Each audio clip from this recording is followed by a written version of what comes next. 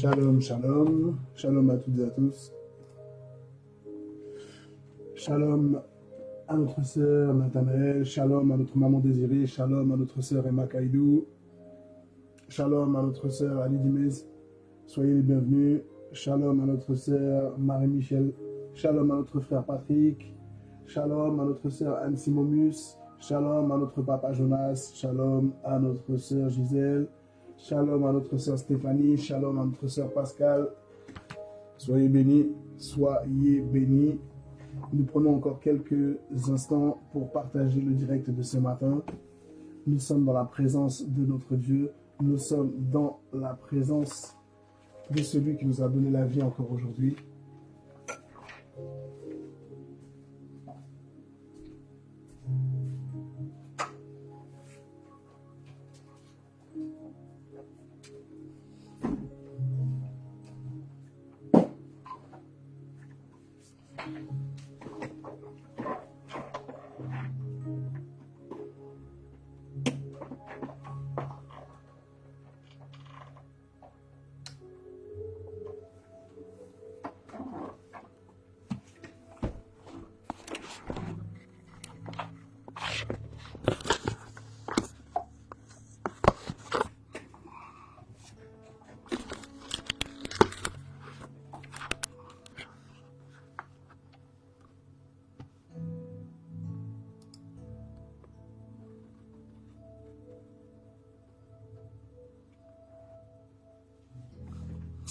Shalom, shalom à toutes et à tous.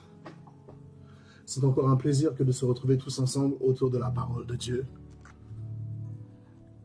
Que l'Éternel se souvienne encore de nous, que l'Éternel se souvienne encore de vous, dans cette fidélité, dans cette rigueur, pour les choses du royaume de Dieu. Amen. Alors j'ai moi-même partagé succinctement de mon côté. Amen. Ok, nous allons commencer. Hey, shalom Christian. C'est bon maman, on me voit. Maman Désirée qui me dit on te voit pas. Ça y est.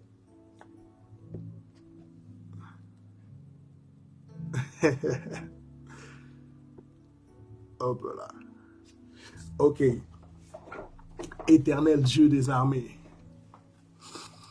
Oh, tu es le Dieu de ma joie, tu es le Dieu de mon cœur, tu es le Dieu de ma vie, tu es le Dieu qui aujourd'hui me permet encore de servir ce roi qui s'est manifesté une fois dans ma vie. Je bénis le nom du Tout-Puissant et je pense que là où tu es, tu peux remercier Dieu. Oh, je pense que nous pouvons remercier Dieu déjà à l'aide d'un témoignage.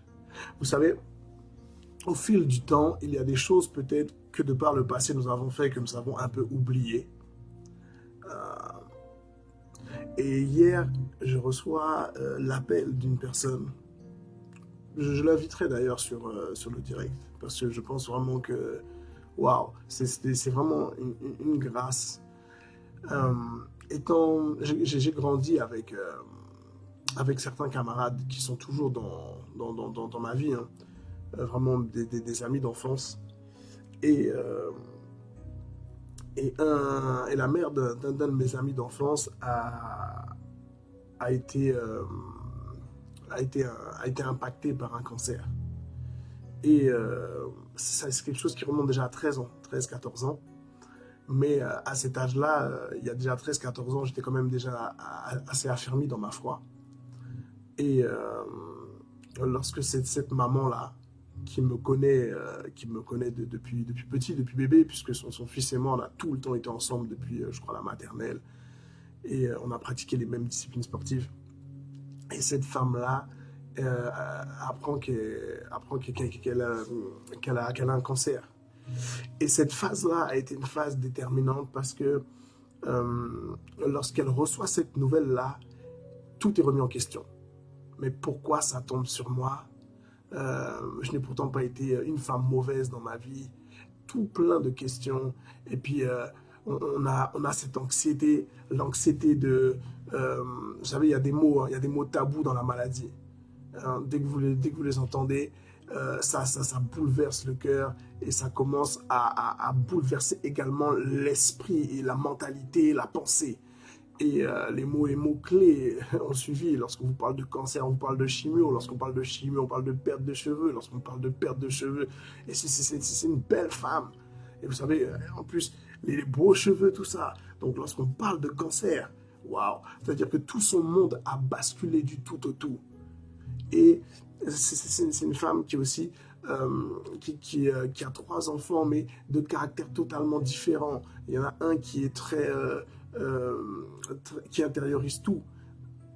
Il n'exprime rien, donc il est vraiment dans le mutisme. Donc lui, il encaisse, il dit rien.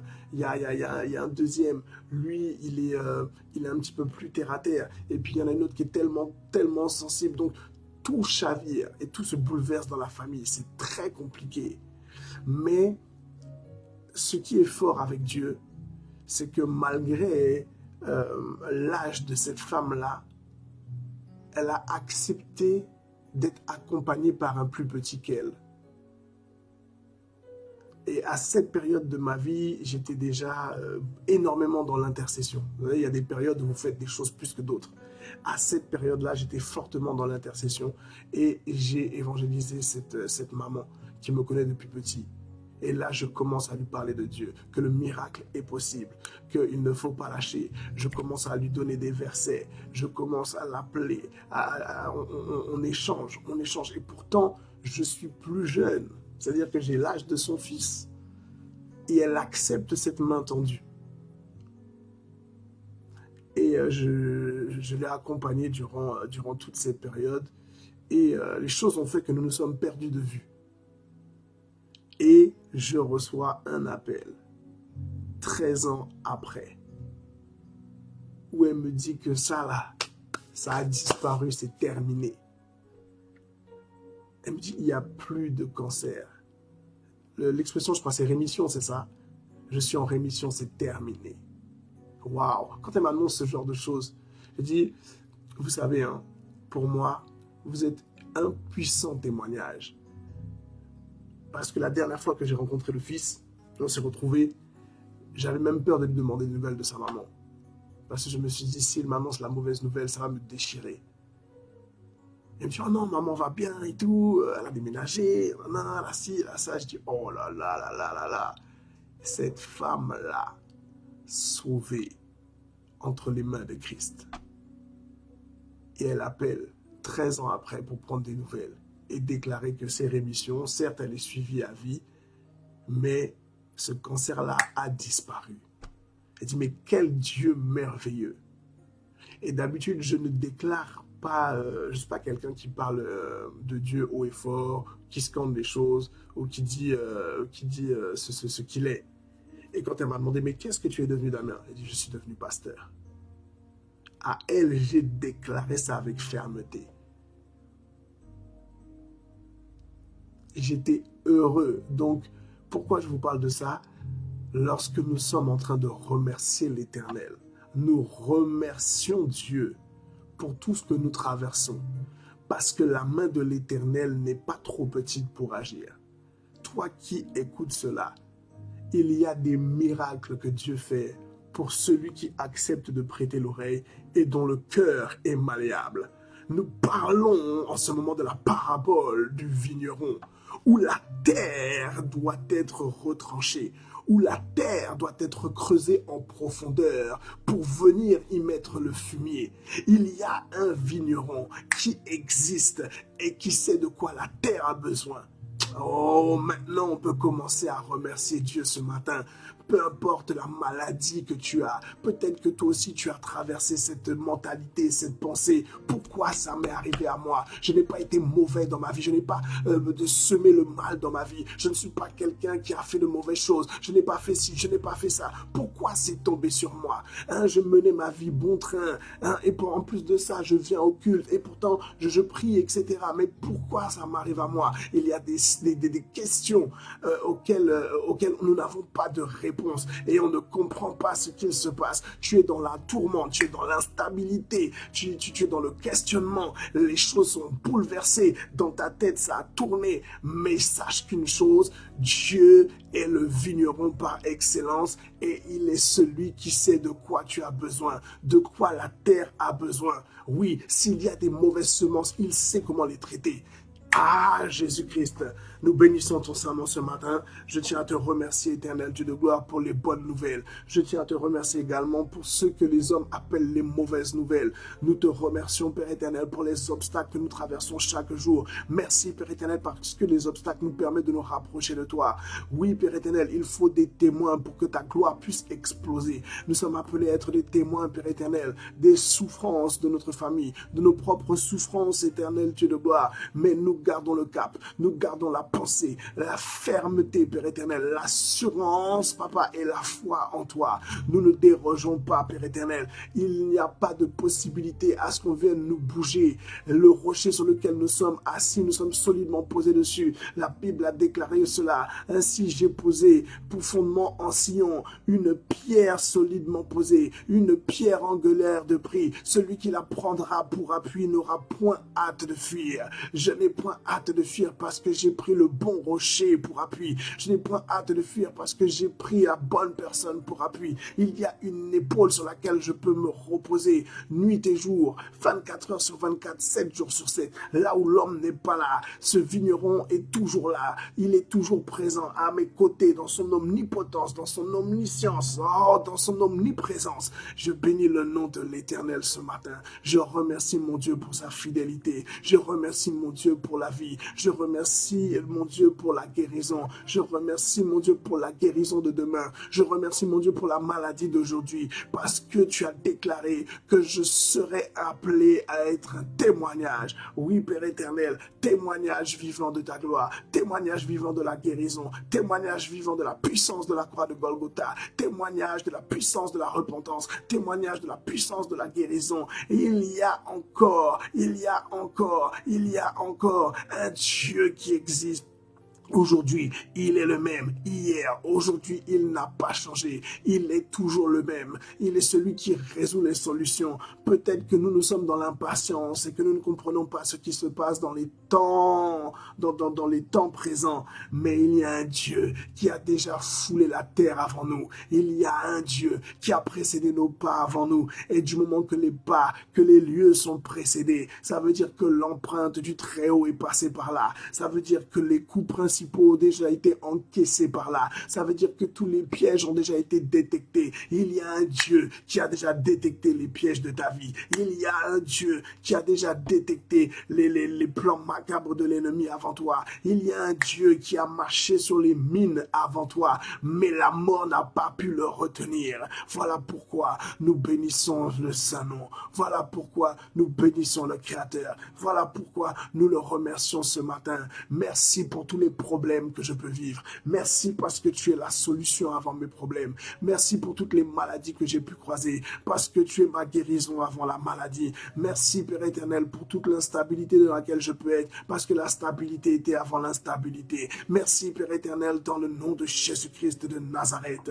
Tu es un nom puissant, et lorsque ton nom puissant est proclamé, il opère avec puissance. Lorsque le nom est proclamé, il impacte avec puissance. Lorsque le nom est proclamé, la terre commence à trembler. Et lorsque la terre commence à trembler, ce qui n'est pas de la terre commence à apparaître. Et ce qui n'est pas de la terre qui commence à apparaître, c'est mis en lumière et c'est appelé à disparaître. Je bénis le nom de mon Dieu. Merci pour la puissance de mon Jésus.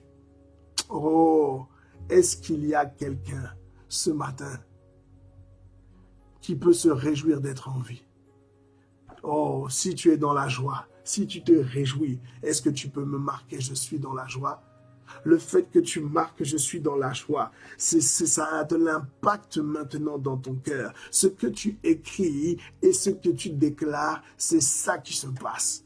Toute pensée et tout écrit est appelé à emmener la chose à l'existence. Les écrits sont les symboles des décrets. Donc si tu décrètes que tu es dans la joie, ce matin tu viens de déposer une nouvelle loi, une loi appelée joie. Et tu déclares que cette loi-là prend effet immédiatement. C'est la signature de Papa Jonas. Quand il dit avec effet immédiat, il y a un nouveau décret ce matin dans ta vie. Et ce décret, il est appliqué par la main du Tout-Puissant. Et là, tu peux dire, c'est le droit de Dieu. Il a attesté cela. Il a attesté ce décret. Il l'a signé. Les démons peuvent le voir. Les féticheurs peuvent le voir. Ceux qui te réclament peuvent le voir. Les marabouts peuvent le voir. Tes ennemis peuvent le voir. Ce décret-là, il est fixé sur l'étendard. Tu as décrété, déclaré que aujourd'hui, malgré la maladie, je suis dans la joie. Aujourd'hui, malgré les factures, je suis dans la joie. Aujourd'hui, malgré le Covid, je suis dans la joie. Aujourd'hui, malgré la grippe, je suis dans la joie.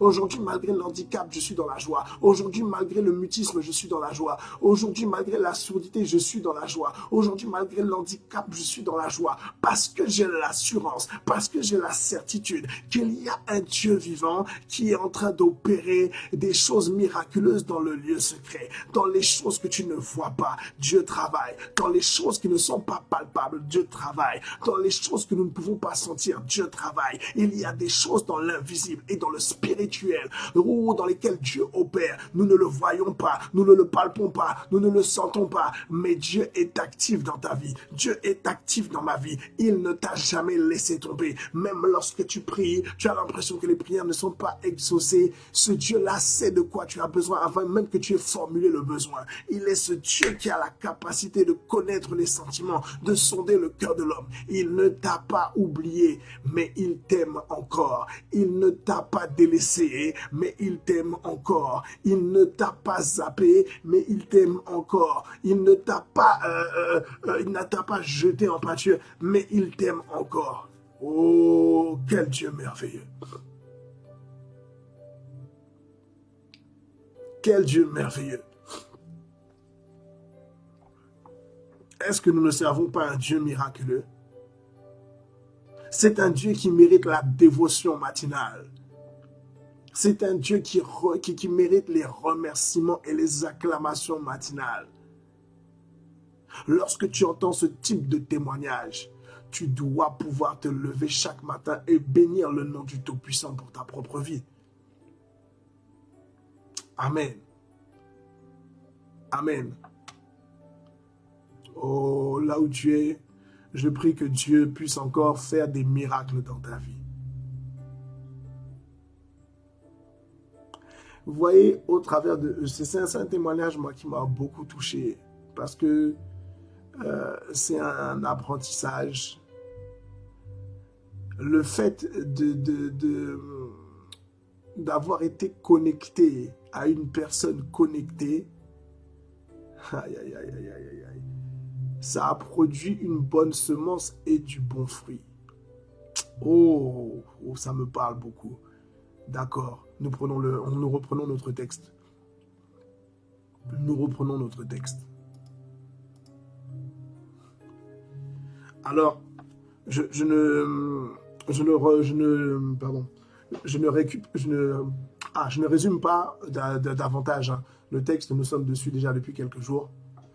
Vous le connaissez. Luc chapitre 13, versets 1 à 6. Mais regardez ce verset. Alors il dit au vigneron, voilà 3 ans que je viens chercher du fruit à ce figuier et je n'en trouve point. Coupe-le. Et pourquoi occupe-t-il la terre inutilement? Oh mon Dieu. Le vigneron lui répondit, Seigneur, laisse-le encore cette année. Je creuserai tout autour et j'y mettrai du fumier. Amen. Si tu te poses des questions dans ta vie et tu ne sais pas encore comment t'en sortir, je peux t'annoncer une bonne et excellente nouvelle. J'ai une bonne et excellente nouvelle. Regardez le comportement du propriétaire. Le propriétaire, lorsqu'il ne sait plus quoi faire, il est prêt à prendre des décisions. et pas forcément des décisions qui sont bonnes. Oh mon Dieu, cet homme-là est déjà prêt à sacrifier le figuier. Il n'a pas la même expertise. Il n'a pas l'œil expert du vigneron. La terre, c'est pas son truc. Lui, il est juste propriétaire. Il sait juste ce qu'il veut dans le résultat. Ah, Jésus-Christ.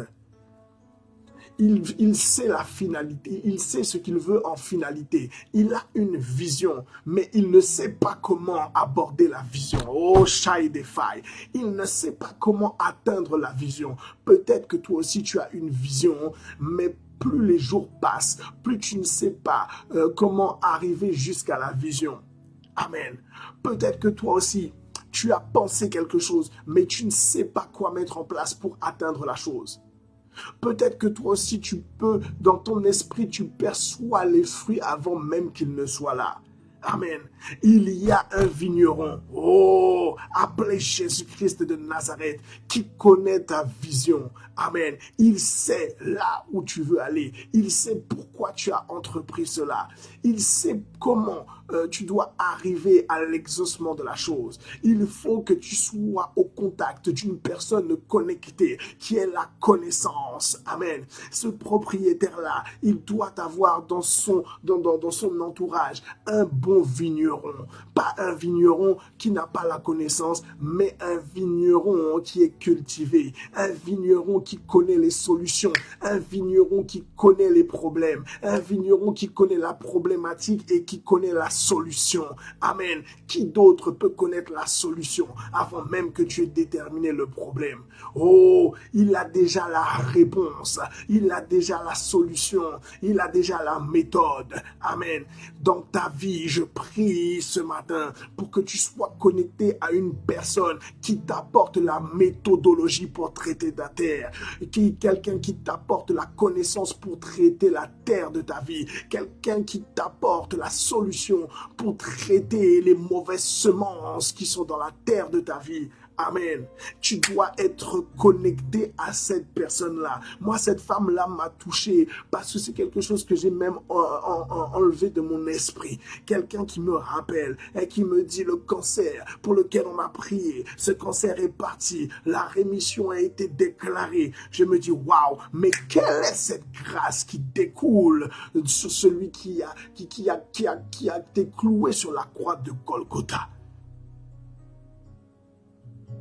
Oh mon Jésus, il y a un vigneron qui a la connaissance. Regardez cela, hein? Le propriétaire prêt à retirer. Il y a des décisions que tu es prêt déjà à faire. Il y a des entreprises, hein, des actions que tu es prêt à entreprendre. Amen. Mais qui ne sont pas de bonnes actions. Oh Jésus-Christ. Tu penses bien faire et tu fais mal. Voilà pourquoi aussi beaucoup prient et disent oui mais Dieu ne m'a jamais exaucé. Hein, ton Dieu là il ne m'a jamais entendu. Hein, ton Dieu là j'ai demandé et je n'ai jamais vu. Mais la parole de l'Éternel déclare, hein, il y a des choses que vous demandez, hein, mais qui ne portent pas de fruits. Pourquoi? Parce que vous demandez mal. Oh Jésus-Christ. Et si je reprends ce verset, si quelqu'un peut me trouver ce verset. Oh là là. Vous voyez, ça sont des versets qui n'étaient pas prévus dans le programme.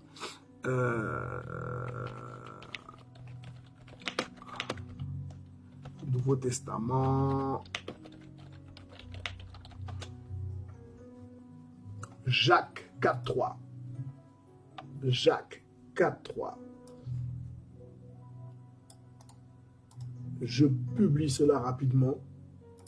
Là, il y a des failles, mais ça, il y a des liesses. Quelle matinée bénie. Vraiment. Oh, Jésus-Christ.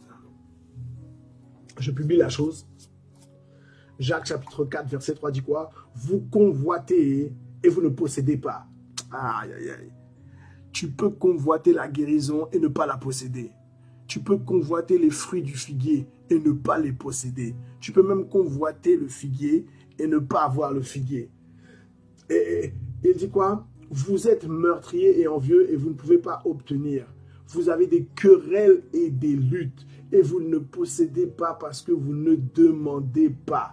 Vous demandez et vous ne recevez pas parce que vous demandez mal. Oh Jésus, dans le but de satisfaire vos passions. Quelle grâce.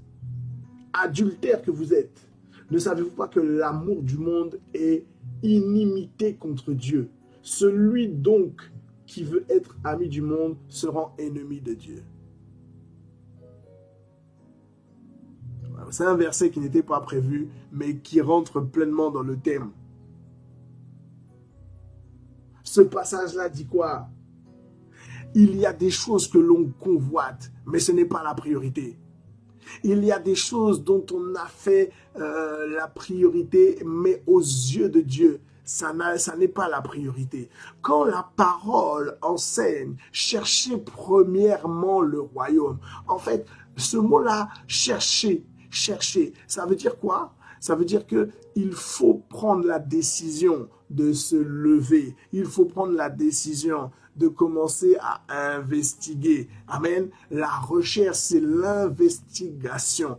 Mais lorsqu'il dit chercher premièrement, ça veut dire que manger la lait Kellogg's, c'est pas tout de suite. Manger le bon mafé, c'est pas tout de suite. Un bon rougail saucisse, c'est pas tout de suite. Aller faire le jogging, c'est pas tout de suite. Aller à la salle de sport, c'est pas tout de suite. Partir au travail, c'est pas pour tout de suite. Il y a quelque chose avant ça. Aller à la douche, c'est pas tout de suite. Il y a quelque chose avant ça. Et la chose avant ça, c'est quoi? Chercher premièrement le royaume de Dieu et sa justice.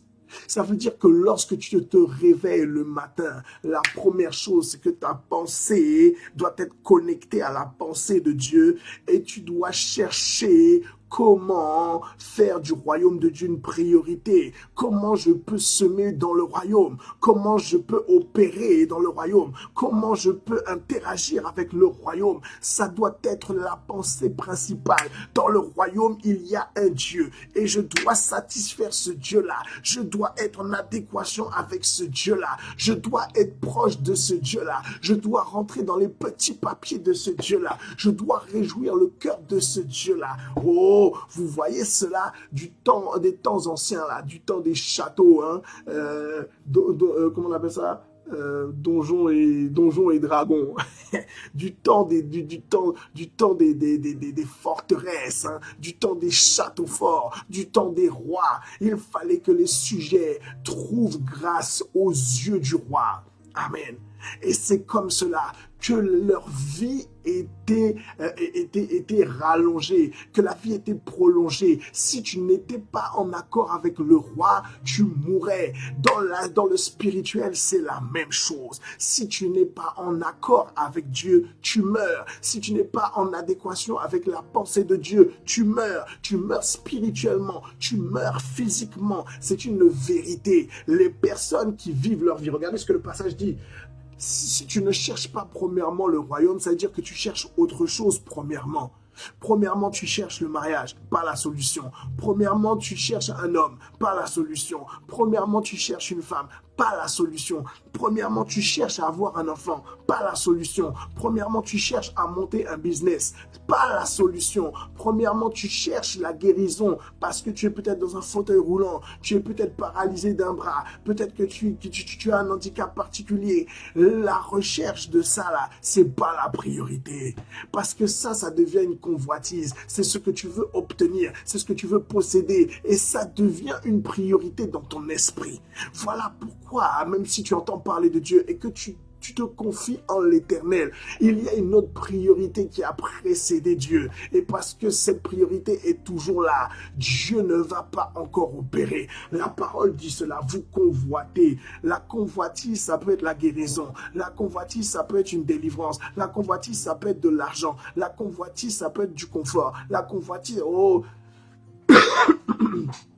tu peux convoiter des sentiments. Tu peux convoiter un état d'âme. Tu peux convoiter du physique. Amen. Mais Dieu dit quoi?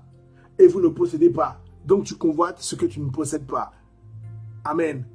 Tu peux côtoyer. Tu es dans l'église. Hein? Et tu entends quelqu'un qui prêche d'une manière et toi tu veux convoiter l'onction qu'il a, tu veux convoiter son élocution, tu veux convoiter sa manière de faire, tu veux convoiter son mode opératoire, tu vois que ça interagit bien avec la foule et tu dis il me faut ça moi aussi. Non, c'est pas ce qu'il te faut.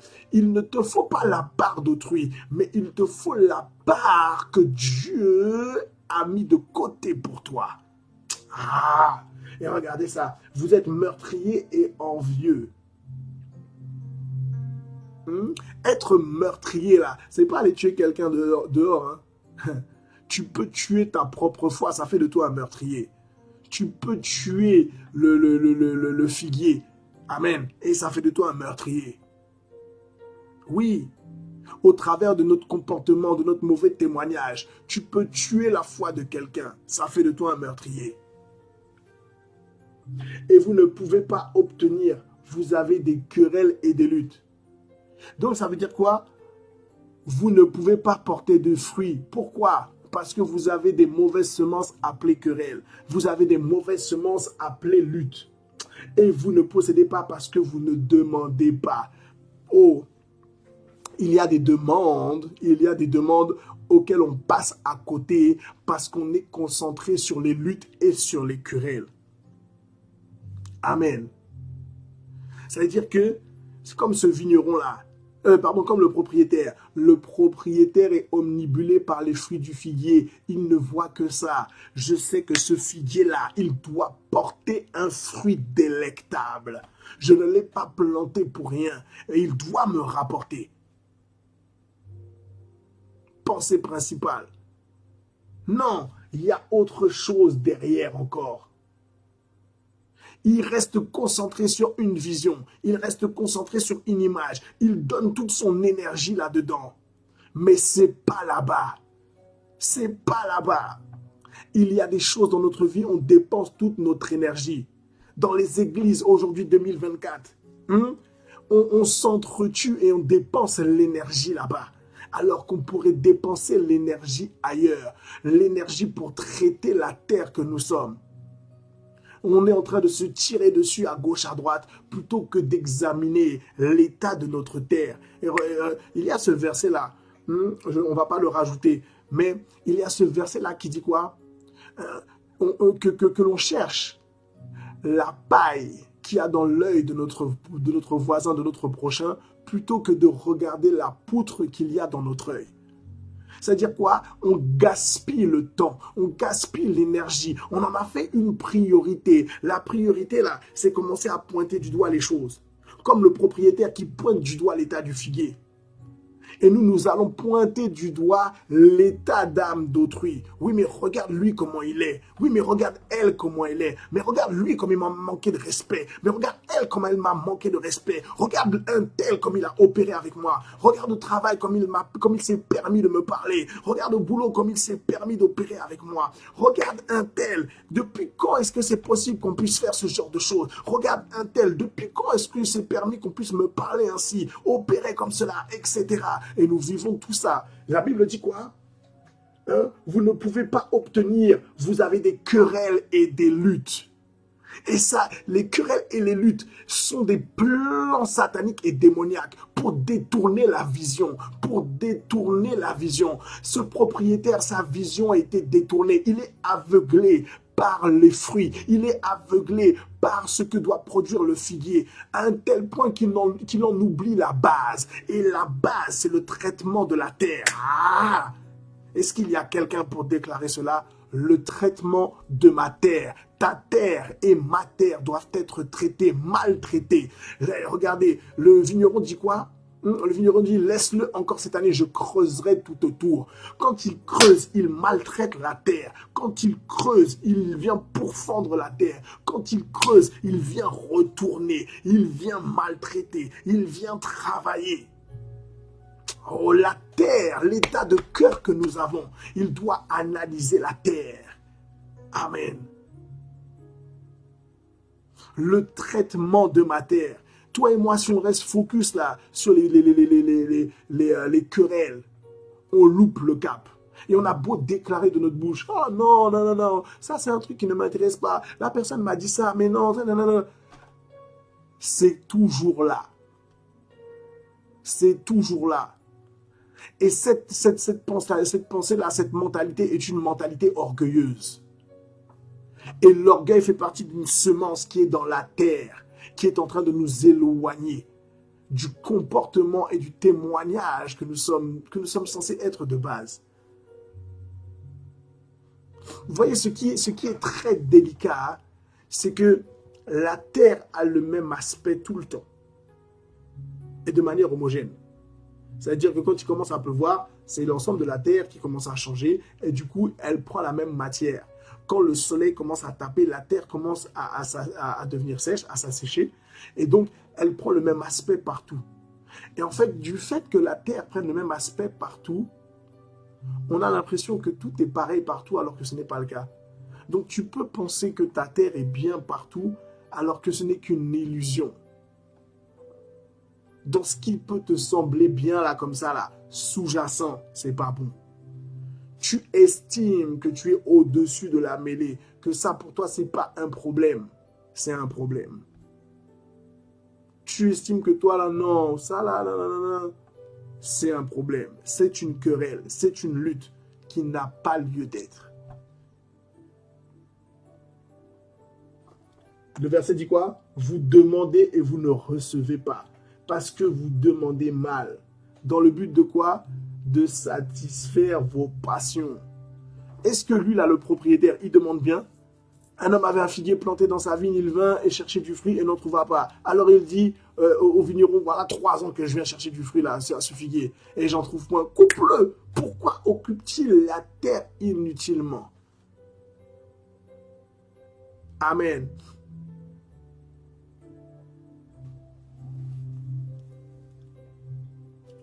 Dans le but de satisfaire vos passions. Adultère que vous êtes, ne savez-vous pas que l'amour du monde est inimité contre Dieu?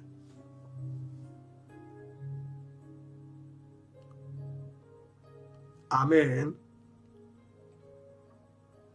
Nous allons prendre un passage qui va nous parler bien. Pour ceux qui étaient avec moi l'an passé, nous avons beaucoup étudié ce texte-là.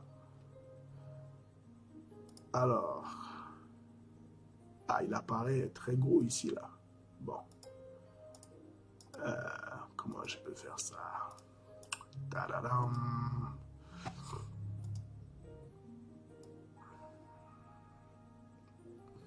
Bon. Apocalypse 2. Attendez, peut-être que je peux... Si je fais ça comme ça. Bon. Je vais le réduire un petit peu. J'espère que vous pourrez quand même voir. Ouais, comme ça me paraît bien. Si, ça reste visible. C'est cool. Apocalypse 2, verset 2-5. La parole dit cela. Je connais tes œuvres, ton travail et ta persévérance. Je sais que tu ne peux supporter les méchants, que tu as éprouvé ceux qui se disent apôtres et qui ne le sont pas, et que tu les as trouvés menteurs, que tu as de la persévérance, que tu as souffert à cause de mon nom, et que tu ne t'es point lassé. Amen. Mais, il y a un mais. Alors, ce passage-là est scindé en plusieurs parties. Et cette première partie dit quoi? La première partie, c'est l'œil avisé. L'œil avisé qui a la capacité de déterminer les choses avec droiture. Donc ce verset-là, c'est celui qui a la capacité de sonder ton cœur et de reconnaître tes bienfaits, de reconnaître ton tempérament, de reconnaître l'état du cœur quand tu fais les choses avec ton cœur. Dieu est le seul à avoir la capacité et à donner la capacité de pouvoir sonder le cœur de quelqu'un. Donc lorsque là, il est en train de parler, il est en train de sonder et il déclare les choses. Ça veut dire qu'il peut prendre, maman désirée et dire comme cela, maman désirée, je connais tes œuvres. Tout ce que tu as fait là, depuis ta naissance jusqu'à aujourd'hui, je connais tes œuvres. Je connais quoi? Ton travail. C'est-à-dire, je sais l'intensité. Je connais la manière dont tu as transpiré. Je connais la manière dont tu as galéré. Je connais ça. Je connais ta persévérance. Lorsque les obstacles étaient là, tu as refusé d'abandonner et de rebrousser chemin. J'ai vu ta persévérance. J'ai vu ça. J'ai été témoin de ça. Ne te soucie pas.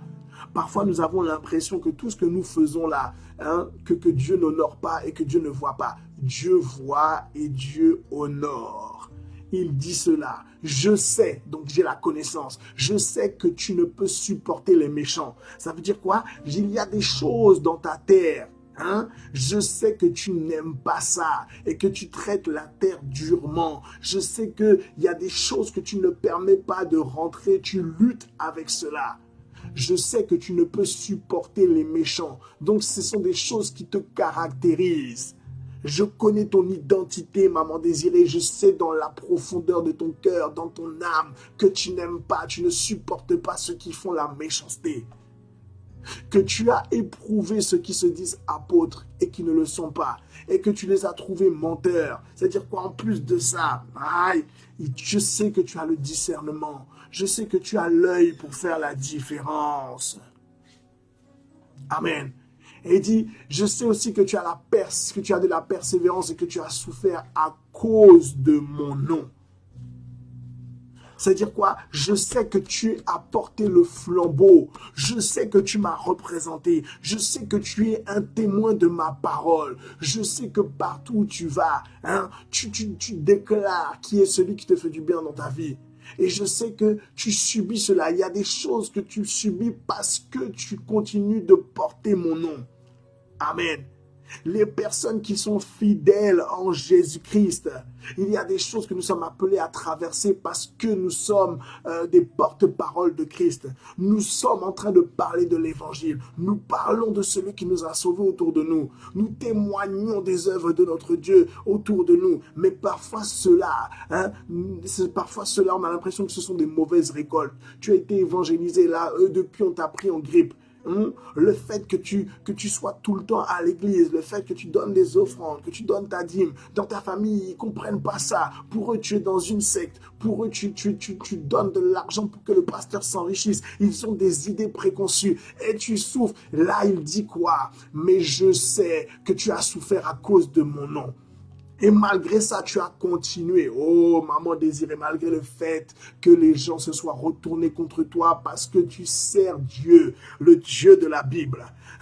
Je sais que tu as souffert à cause de mon nom, mais malgré ça, tu ne t'es point lassé. Tu as continué de m'aimer. Tu as continué de me témoigner l'importance. C'est ça qu'il dit. Mais il y a un mais. Il y a un mais. Et ce mais-là, c'est quoi? Mais je sais. Mais ce que j'ai contre toi, homme avec un grand H, ce que j'ai contre toi, toi qui vis là maintenant, là, ce que j'ai contre toi, c'est que tu as abandonné ton premier amour. Donc, si tu abandonnes le premier amour, tu abandonnes la pensée principale. Si tu abandonnes la pensée principale, ça veut dire quoi? Ce qui était à la base n'est plus à la base. Oh, souviens-toi donc d'où tu es tombé. Repens-toi. Aïe, aïe, aïe, aïe, aïe, aïe. Premier processus, souviens-toi. Souviens-toi que tu étais prostituée. Souviens-toi que tu étais meurtrier. Souviens-toi que tu étais voleur. Souviens-toi que tu étais drogué. Souviens-toi que tu étais alcoolique. Souviens-toi que tu étais perdu. Souviens-toi que tu étais battu. Souviens-toi que tu étais violé. Souviens-toi que tu étais délaissé. Souviens-toi que tu étais orphelin. Souviens-toi de tout ce que tu as vécu avant de m'avoir connu. Souviens-toi du cancer, souviens-toi du sida qui existait avant que tu ne m'aies connu. Souviens-toi donc d'où tu es tombé. Repens-toi. Une fois que tu t'es souvenu, repens-toi.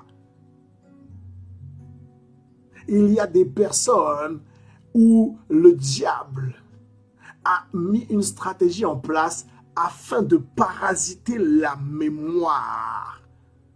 Amen. Mais laisse-moi te dire que pour tout esprit impur qui est parasité ta mémoire, il y a une clé appelée repentance. Aïe, aïe, aïe, aïe, aïe. Et lorsque tu passes par la repentance est une porte, la porte de la vie Zoé, et elle a la capacité de renverser toute forteresse de l'ennemi, toute déclaration faite par l'ennemi, tout décret satanique. Dans la puissance de la repentance, tu peux retrouver ta mémoire. Ce que j'ai contre toi, c'est que tu as abandonné ton premier amour. Souviens-toi donc d'où tu es tombé. Repens-toi et pratique tes premières œuvres. Sinon, je viendrai à toi et j'ôterai ton chandelier de sa place. Ça veut dire quoi? Aller retirer la lumière de la terre. Est-ce que vous voyez ça? La Bible a déclaré, nous avons vu que dans la Genèse, au commencement, Dieu créa quoi? Les cieux et la terre.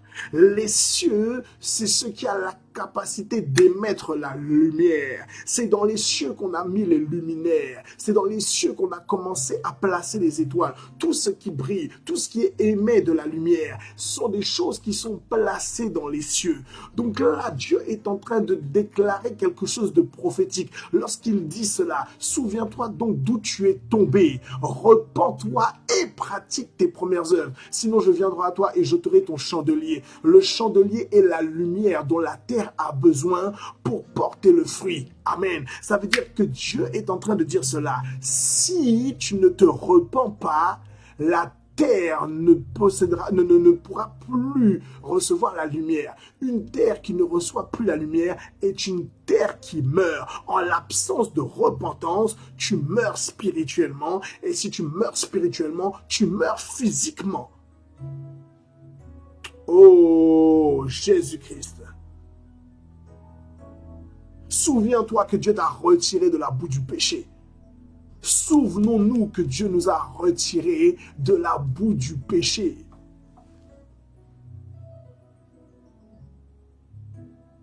Ah, il est 7 heures, je m'arrête là. Il est 7 heures, je m'arrête là. Demain, nous reprenons cette transition sur le livre d'Apocalypse, chapitre 2, du verset 2 à 5. Amen. Demain, nous sommes vendredi. Nous allons clôturer ce séminaire sur la repentance. Amen. À partir de lundi, je l'annoncerai demain, mais je commence à vous conditionner pour ceux qui n'étaient pas là. Ceux qui suivent peut-être le direct pour la première fois, le séminaire pour la première fois, ce programme, nous avons commencé depuis lundi dernier. Tout est sur Facebook, mais c'est également sur mon compte YouTube. Donc ceux qui ne sont pas du tout Facebook, je mets tous les jours les messages de la repentance. Ils sont sur YouTube. Amen. Le nom de mon YouTube va changer. Je vous le dis aussi. Ça ne s'appellera plus Apôtre Damien, mais ça va s'appeler tout simplement... pour ceux qui l'ont vu, bon, ce sera la surprise, mais vous allez voir que ça va changer. Amen. En tout cas, tous les directs sont là-bas. À partir de lundi, nous rentrons dans une semaine de jeûne. Nous allons jeûner 5 jours, du lundi au vendredi. Je donnerai les horaires, etc. Et nous allons dormir par terre. Et du lundi jusqu'au vendredi, nous allons mettre en pratique tout ce que nous avons vu. Et nous allons prier uniquement sur la repentance. Opération repentance, opération dépouillement, opération je reviens à l'essentiel, opération je reviens à mon premier amour. Amen. Éternel Dieu, nous tenons à te remercier encore pour ce programme. Merci Père éternel pour la manière dont tu le portes, la manière dont tu l'inspires, la manière dont tu l'impactes. Merci pour toutes les personnes, Père éternel, qui ont entendu la parole, qui ont, Père éternel, ont été sensibles à te dire. Merci Père éternel parce que ta parole est une semence qui apporte la vie. Nous tenons à te remercier Père éternel pour l'impact que tu as sur nous. Nous déclarons Père éternel et nous assujettissons aujourd'hui la vie à notre journée à la grâce et à la faveur de Dieu. D'aide nous accompagner, nous inspirer dans le nom de Jésus-Christ de Nazareth. Amen. Amen. Passez une excellente journée. On se donne rendez-vous demain pour notre dernier jour sur la repentance. Soyez bénis.